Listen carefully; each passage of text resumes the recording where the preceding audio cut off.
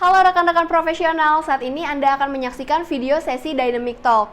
Tim Deco Learning akan berbincang dengan narasumber yang sudah expert di bidangnya. Bagi rekan-rekan profesional yang belum subscribe YouTube channel ini, jangan lupa untuk klik tombol subscribe dan nyalakan lonceng notifikasinya ya, agar selalu up to date dengan video-video terbaru dari kami. Selamat menyaksikan video ini ya.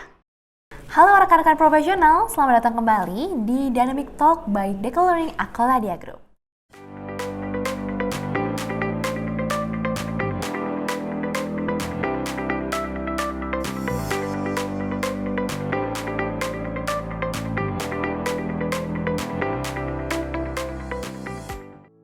Kali ini bersama saya Clementi Alvarin, kita akan membahas nih terkait dengan contoh-contoh masalah komunikasi yang ada dalam sebuah proyek. Tapi sebelum itu, bagi rekan-rekan profesional yang belum subscribe akun YouTube channelnya Deco Learning, boleh dong diklik subscribe dulu ya.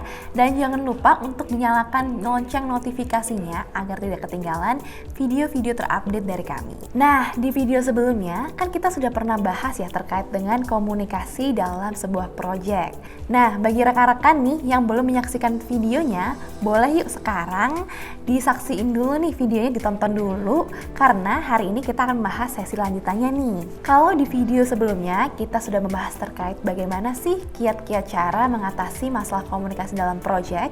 Kali ini seperti biasa ya, sudah tidak asing lagi, saya sudah ditemani oleh Ibu Imung Hikmah. Halo Ibu Imung, selamat datang kembali.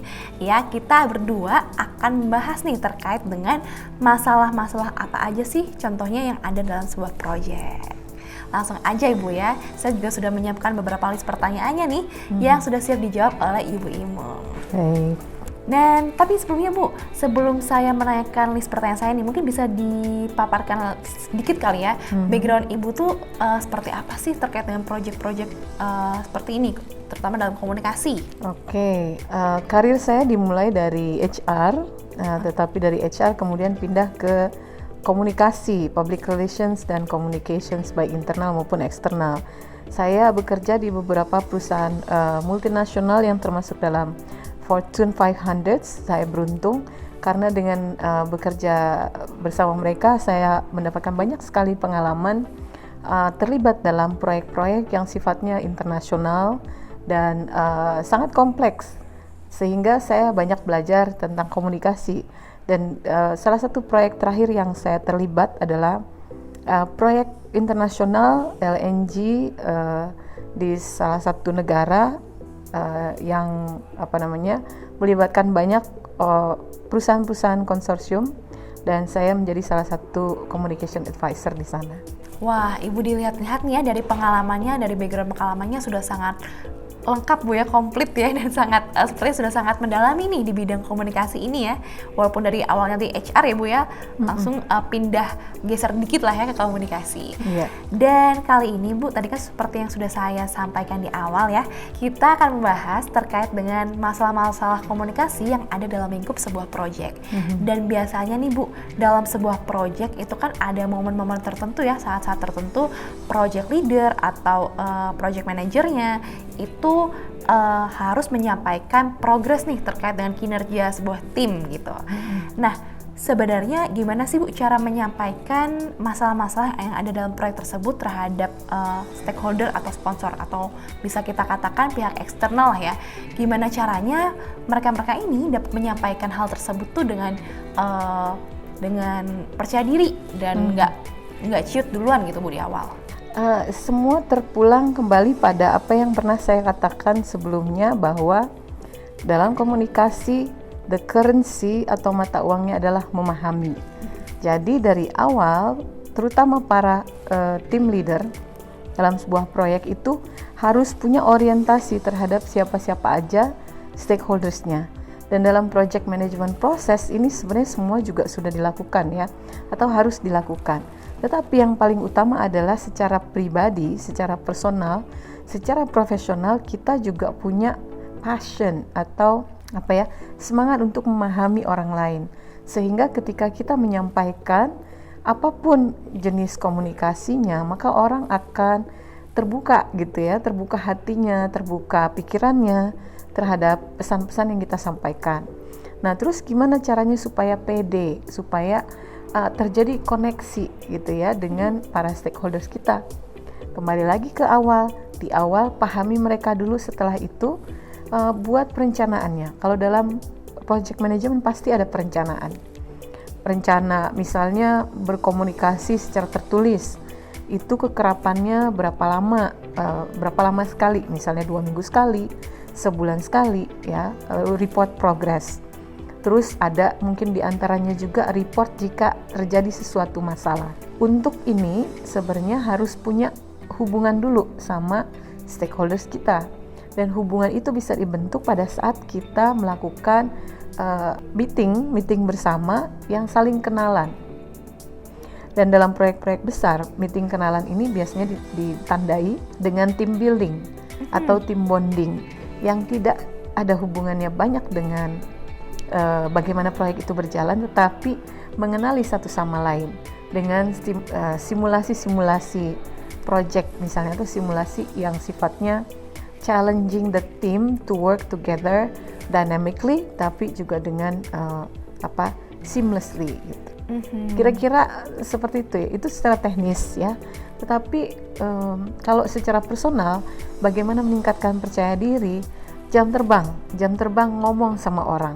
Yang kedua, pahami bahwa apa yang kita sampaikan itu adalah untuk kepentingan orang lain dulu, baru kepentingan kita.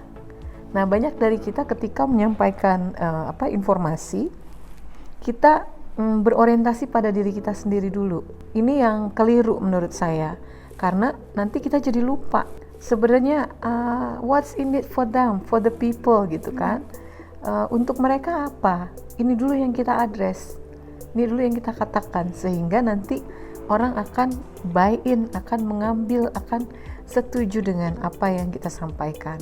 Baik Bu, tadi berarti ada dari segi kita, kalau dengan eksternal ada team building atau team bonding gitu Bu ya, dan juga ada dari segi personalnya sendiri ya, dari orang tersebut juga gitu ya, harus baik berlatih juga Bu ya berarti ya. Sekarang nih saya sudah ada pertanyaan tambahan ya terkait dengan jawaban tadi. Ada nggak sih Bu cara untuk presentasi yang tepat nih supaya para project manager atau para project leader ini itu bisa menyampaikan masalahnya dengan baik dan bisa mendapatkan feedback juga dari masalah tersebut Bu? Sebenarnya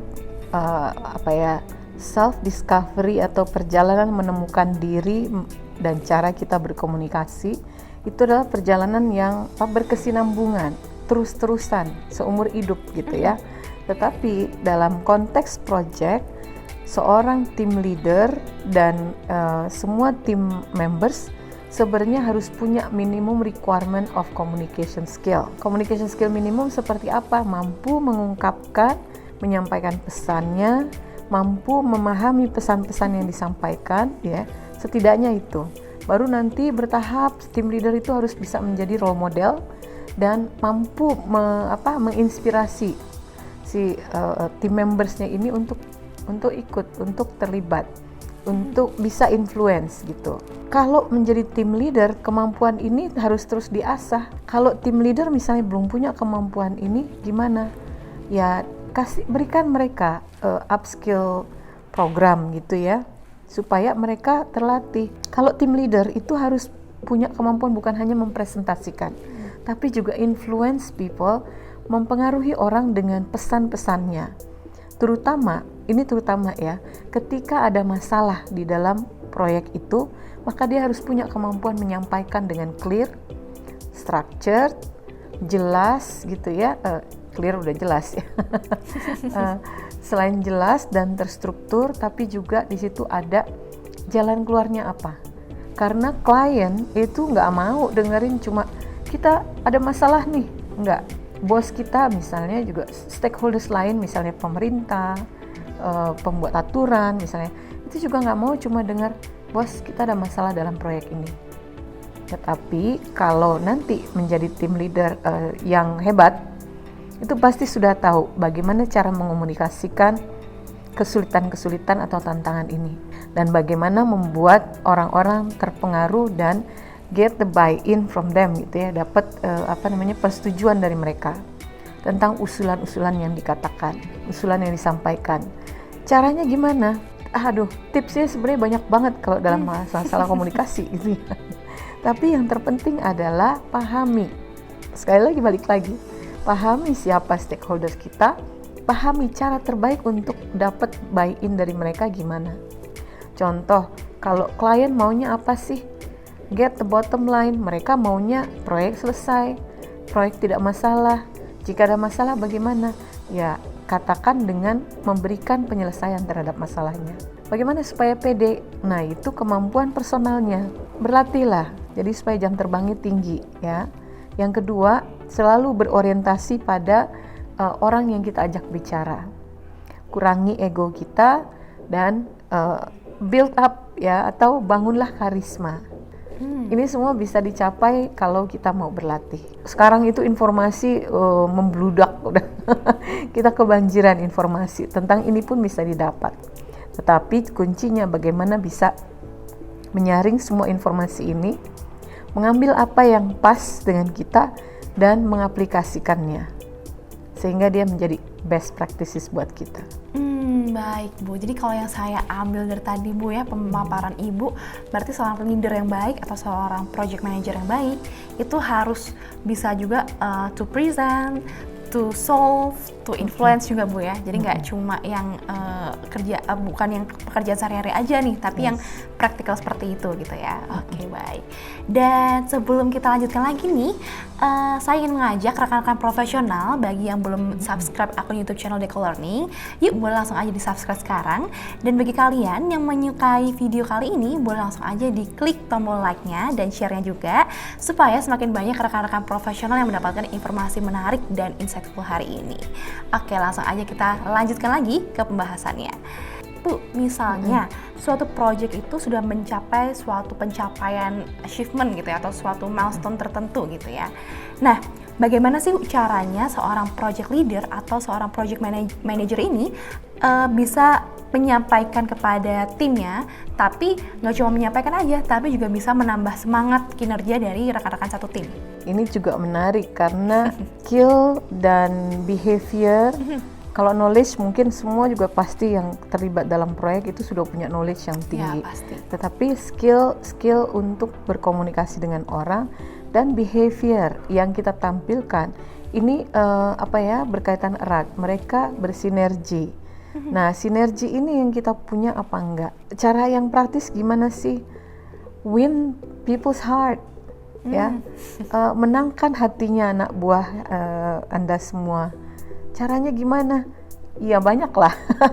Ada diplomasi perut gitu ya, artinya makan bareng misalnya bersama-sama gitu sembari ngobrol. Terus pahami mereka, empati itu juga penting, kunci untuk memahami tim members kita itu adalah dengan berempati kepada kesulitan-kesulitan dan tantangan yang mereka hadapi selama melakukan pekerjaan dalam proyek. Dengarkan mereka ya, mana tahu sangat banyak sebenarnya informasi-informasi dari bawah yang sangat bermanfaat, berguna untuk kelancaran proyek.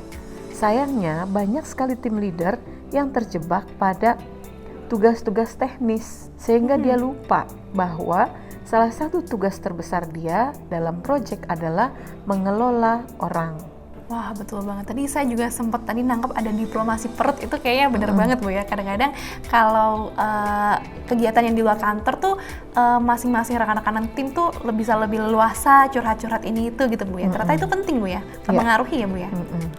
Baik. Nah Bu, saya ada satu pertanyaan terakhir terkait dengan masalah-masalah komunikasi yang ada dalam sebuah project. Nah Bu, saya ada satu pertanyaan terakhir nih terkait dengan project gitu ya. Kalau kita amati sekarang, itu kan dalam setiap project itu kan pasti rawan yang namanya konflik gitu ya. Karena setiap orang punya kepentingan masing-masing gitu. Nah, kira-kira ada nggak sih Bu saran terkait dengan strategi komunikasi apa sih yang dirasa cocok atau dirasa pas untuk mengkomunikasikan hal tersebut? Betul, dalam sebuah proyek itu pasti rawan konflik. Kenapa? Karena dalam proyek itu ada berbagai kepentingan gitu ya, dan ada berbagai grup yang mengerjakan pekerjaan-pekerjaan yang berbeda, tetapi somehow they are collided gitu ya, atau ketemu lah gitu, dan ketemunya itu bisa jadi menimbulkan konflik tersendiri. Nah, bagaimana cara mengatasinya? Di awal, project leader, project manager sudah harus bisa mengidentifikasi kira-kira masalah-masalah apa aja nih yang bakal terjadi. Nah, ini di tahapan prevention ya, pencegahan atau menurunkan sebelum itu menjadi liar gitu ya. Supaya tidak menjadi liar, dia harus dari awal tahu, memetakan ya, konflik-konflik seperti apa nih yang bakalan terjadi. Nah, yang biasanya sering itu adalah silo, working in silo, konflik kepentingan di dalam grupnya masing-masing. Jadi ketika ketemu, mereka sama-sama ngotot dengan kepentingan grupnya. Itu satu ya, bagaimana mengatasinya dengan cara prevention, memetakan dulu. Yang kedua, bagaimana jika itu sudah terjadi? Jika itu sudah terjadi, maka setiap orang, setiap grup itu harus diingatkan kembali. Sebenarnya at the end of the day, apa sih yang mereka lakukan? Visi semuanya itu apa? Menyelesaikan project ini dengan sebaik-baiknya within the time frame, within the budget, dan dengan sukses, dengan minimum mistakes gitu ya. Nah, ini yang sering harus diingatkan kembali. Ngingetinnya gimana ya, di masing-masing, di setiap milestone celebration boleh, atau dengan kampanye komunikasi. Lalu kalau konflik itu sudah terjadi bagaimana? Ingatkan kembali. Jadi sebagai tim leader harus tegas. Bagaimana kalau konflik ini sebenarnya personal konflik antara orang? It doesn't matter. Kalau itu terjadi di kantor, kalau itu terjadi antara anggota tim, maka yang harus dilakukan adalah sebagai tim leader, you have to sit together with them. Ya, pastikan bahwa kolaborasi terjadi. Jadi bukannya masing-masing kerja, tapi kerja bareng dan berkolaborasi. Karena kalau enggak, kasihan. Kasihan semuanya gitu. Himbauan terakhir untuk semua yang bisa dilakukan oleh tim leader adalah ngobrol heart to heart sama tim member dan bilang bahwa di akhirnya kita semua pengen pulang ke rumah dengan bahagia. Dan untuk pulang ke rumah bahagia, kita juga harus bahagia mengerjakan tugas ini. Karena gaji cuma untuk karya kita, bukan untuk stres yang kita alami. Dan stres itu tidak perlu. Seperti itu. Oke, baik. Berarti di sini harus ada the power of collaboration itu, Bu ya, untuk memecahkan suatu konflik dalam sebuah project gitu ya, nggak cuma perannya tim leadernya aja, tapi juga perannya anggota-anggotanya juga ya. Kan tadi gaji itu kita dibayar untuk karya kita gitu ya, bukan untuk membawa pulang stres. Betul banget, Bu. Wah, baik Bu, terima kasih banyak Bu Imung atas ilmunya hari ini, atas sharing-sharingnya hari ini. Semoga ilmu ini bisa bermanfaat ya untuk rekan-rekan profesional yang menyaksikan Dynamic Talk kali ini. Nah, bagi rekan-rekan yang masih ingin perdalam nih bagaimana sih teknik-teknik komunikasi yang baik, bagaimana sih cara mengidentifikasi dan mengenali, bagaimana sih cara mengkomunikasikan konflik tadi seperti tadi yang sudah dijelaskan oleh Bu Imung, jangan khawatir karena Deco Learning ini ada training selama 2 hari yang namanya adalah Training Program Communication Skills for Project Managers atau Leaders. Nah, untuk informasi lebih detailnya bisa hubungi langsung tim kami atau bisa juga nih cek informasinya di website resmi Deco Learning. Dan kalau rekan-rekan profesional nih ada yang ingin ditanyakan, boleh banget ya, boleh langsung aja diketikkan pertanyaannya melalui kolom chat komentar atau bisa menghubungi kontak yang tersedia di description box. Dan gak terasa nih ya rekan-rekan, kita sudah berbincang-bincang cukup dalam nih bersama Bu Imung hari ini, dan harapannya informasi hari ini bisa bermanfaat ya untuk rekan-rekan profesional sekalian. Dan gak terasa kita sudah berada di penghujung acara. Akhir kata sampai jumpa. Dan semoga rekan-rekan sehat selalu ya. Stay safe and stay healthy everyone. Bye-bye.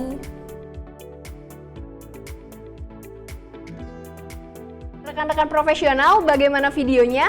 Menarik bukan? Jangan lupa untuk saksikan video-video menarik lainnya di YouTube channel ini ya. Tonton, like jika Anda menyukai video ini, dan juga share agar rekan-rekan profesional juga mendapatkan manfaatnya. Sampai jumpa!